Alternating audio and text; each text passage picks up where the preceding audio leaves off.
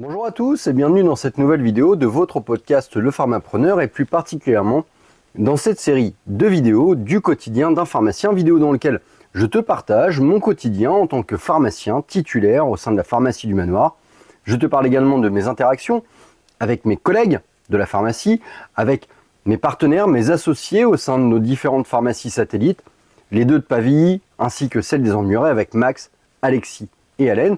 Je te parle également de mes interactions avec mes potes du groupe des Avengers. Bref, je te parle de mon quotidien, de mes problématiques, des solutions éventuellement que je trouve. Le but, le partage, l'entraide, faire évoluer notre profession. Alors qu'est-ce qui s'est passé durant cette semaine? Sur nous, à Isnoville, nous sommes en vacances scolaires. Alors, classiquement, Isnoville, c'est une période, c'est une ville dans laquelle beaucoup de patients partent au sport d'hiver. Du coup, forcément, moins d'activité au comptoir, mais on a également moins de collaborateurs au sein de notre structure. Donc finalement, l'activité reste, je dirais, sensiblement constante en termes de ressenti. Alors certes, on va avoir un petit peu moins d'activité, entre une cinquantaine, soixantaine d'actes en moins sur les journées, mais finalement, comme on a 2-3 personnes absentes tous les jours, l'activité reste relativement équivalente en termes de sensations. Un petit peu moins de médecins aussi, et puis finalement un contexte, je dirais, sanitaire relativement tranquille avec relativement peu de pathologies. Ce qui au final nous permet de faire pas mal de choses, en tout cas d'un point de vue administratif, d'un point de vue logistique. Alors très clairement, qu'est-ce qui s'est passé pour la journée par exemple de lundi? Lundi, j'ai fait l'ouverture, normale, la collaboratrice qui normalement était censée faire l'ouverture pour ce lundi-là, eh bien elle est en vacances, donc c'est moi qui en ai pris la responsabilité. Réception des commandes sur le robot, validation des promis, du comptoir, évidemment, pour toutes ces journées.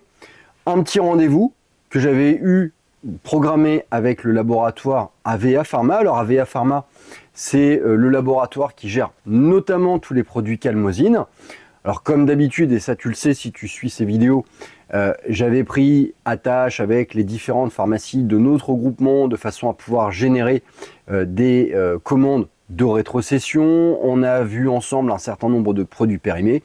J'ai passé une commande, un rendez-vous de grosso modo une demi-heure avec une présentation dans le catalogue pour le laboratoire AVA qui au final est beaucoup plus large que simplement le produit Calmosine. Alors beaucoup de nanars, mais quelques références plutôt intéressantes et qui tournent finalement chez nous et qui vont me permettre finalement d'enrichir l'offre de ma pharmacie en optimisant un petit peu plus la marge par le biais de meilleures remises commerciales. Le reste de la journée, c'est assez simple, du comptoir, de la vaccination, de l'orthopédie. Finalement, en fait, quand tu es le seul pharmacien responsable, au sein de la structure, tout te retombe dessus, il y a moins de délégations, donc tout ce qui est test, TROD, dépistage, orthopédie, je m'y suis collé. Et du coup, finalement, ça a fait une journée finalement relativement rythmée. Déjà parce que c'est un lundi, et puis en plus aussi parce que finalement, lorsqu'on est seul pharmacien, ça a tendance à pas mal dumper l'activité. Cette fin de journée du lundi, elle s'est clôturée par une nuit de garde. Alors c'était la seconde en moins d'une semaine, un peu dur, j'avoue, d'autant plus qu'avec le nouveau système d'appel téléphonique, je me retrouve avec beaucoup d'appels de personnes qui, au final, lorsqu'ils débouchent sur ma pharmacie, n'ont juste pas envie de se déplacer parce que finalement, la pharmacie est un petit peu loin par rapport de l'endroit où ils se trouvent. Complètement aberrant dans le système dans lequel on est. Des personnes qui te téléphonent à 1h du matin et qui te demandent où se situe ta pharmacie. Quand tu prends le temps de leur expliquer où elle se situe, leur seule réponse est non. C'est vraiment trop loin pour venir chercher mes médicaments. Alors, juste envie de dire, les gars, vous avez déjà des professionnels de santé qui hypothèquent du temps de famille, qui hypothèquent du temps personnel pour votre santé. On a un système de soins qui vous permet d'avoir des médicaments H24. Alors, comment entendre des patients qui trouvent ça un peu trop loin pour aller chercher des médicaments? Vous avez été aux urgences, vous avez besoin de médicaments, dans ces cas-là, faites le chaînage complet. Et si vous n'avez pas envie de le faire, dans ces cas-là, ne dérangez pas les médecins du service de garde, ne dérangez pas le pharmacien qui est en garde, parce que finalement, vous avez un peu de fatigue pour venir chercher des médicaments qu'on vous a prescrits. Bref, voilà, ça c'était pour le coup de gueule. Moi, je trouve ça intolérable que des patients ne finalement profitent du système et ne savent pas reconnaître la chance qu'ils ont d'avoir un tel système. Mardi, c'est une journée plutôt tournée sur le comptoir, mais je me suis lancé aussi dans pas mal d'administratifs. Si tu suis ces vidéos, tu sais qu'à la fin du mois, nous allons passer à un système de gestion du tiers payant externalisé. Et donc, on met à jour énormément de dossiers. Alors, bien évidemment, avec le début d'année, il y a beaucoup de mutuelles qui ont été mises à jour. Donc, un gros travail de façon à ce qu'à l'échéance du 1er mars, la plupart des dossiers litigieux soient traités et que la transition puisse se faire de la meilleure manière possible. En parallèle de ça, un peu de gestion administrative, notamment sur des dossiers concernant le rachat de la maison qui est à côté de la pharmacie. Mes collègues Annabelle, Romane et Amandine, ainsi que Camille, ont pris parti de ranger la pharmacie, de réorganiser la pharmacie, notamment tout ce qui est partie back-off. Pour ma part, j'en ai profité sur mardi et mercredi de réorganiser le robot de façon à gagner en efficience, gagner en efficacité pour les jours, les semaines qui viennent. Donc une journée administrative avec bien évidemment un peu de comptoir, de la vaccination. Là cette fois-ci, j'étais encadré et entouré avec ma collaboratrice Noémie, donc un partage des responsabilités en tant que pharmacien et ça fait du bien. En parallèle de ça, une visioconférence avec le laboratoire Roche Diabète pour valider notre partenariat pour l'année 2026, valider le suivi thérapeutique, valider les conditions, lancer les précommandes qui vont émailler un partenariat durant l'ensemble de l'année.